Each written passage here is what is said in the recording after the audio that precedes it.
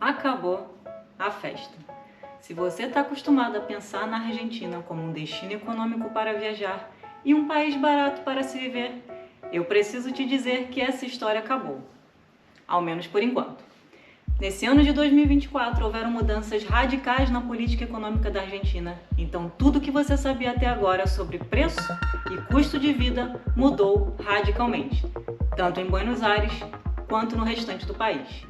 Tem muita gente assustada, tem muito estrangeiro indo embora e tem muito argentino desesperado porque os salários simplesmente não chegam até o final do mês.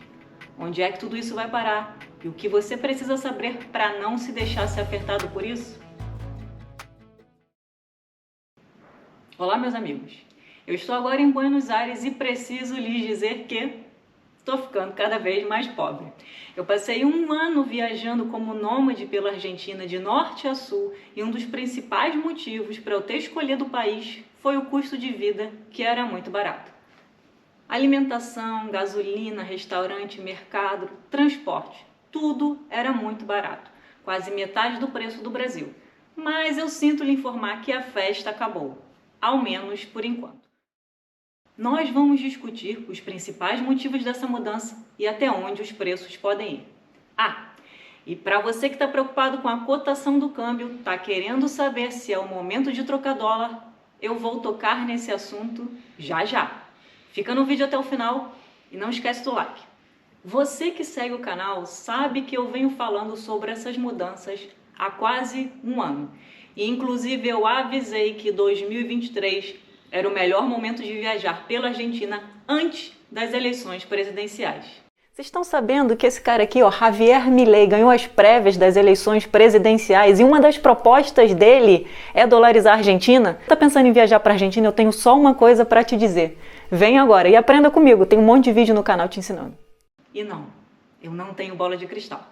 Mas, desde a candidatura do Javier Milei, eu acompanho a política na Argentina e eu sabia que, caso ele fosse eleito, seriam implementadas mudanças que causariam revoluções nas políticas de preço e no custo de vida do país, afetando não só os argentinos, como os milhares de estrangeiros e também a indústria de turismo.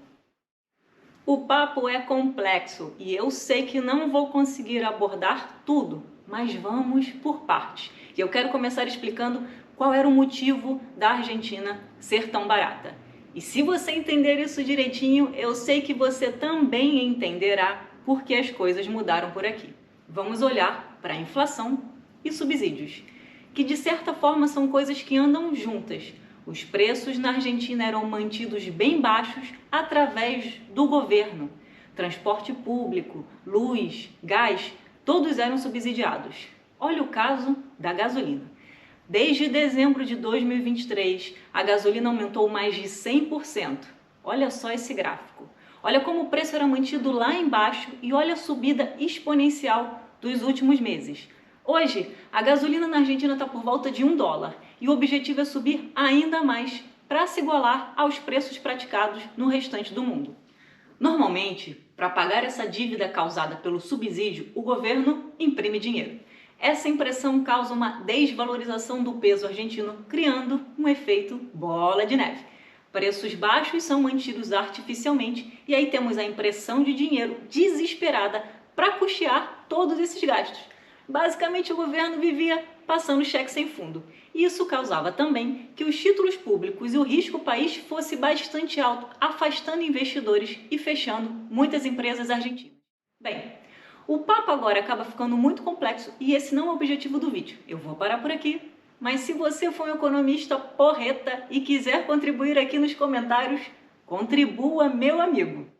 Agora, enquanto para o argentino médio a inflação na casa dos 100%, 200% causava um grande caos, para não dizer uma tragédia, para o turista isso era tudo muito benéfico. Você brasileiro, você gringo, uruguaio, chileno, chega aqui, troca seu dinheiro no câmbio blue e de repente se depara com esses preços.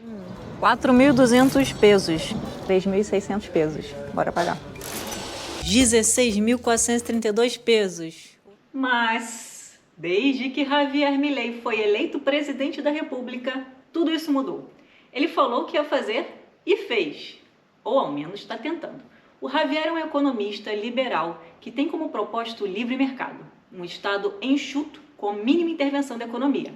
Tudo o que a Argentina do kirchnerismo não era. Ele cortou mais de 13 ministérios, interrompeu o congelamento de preços, parou de imprimir dinheiro e deixou as empresas cada vez mais livres para definirem quanto querem cobrar por seus serviços.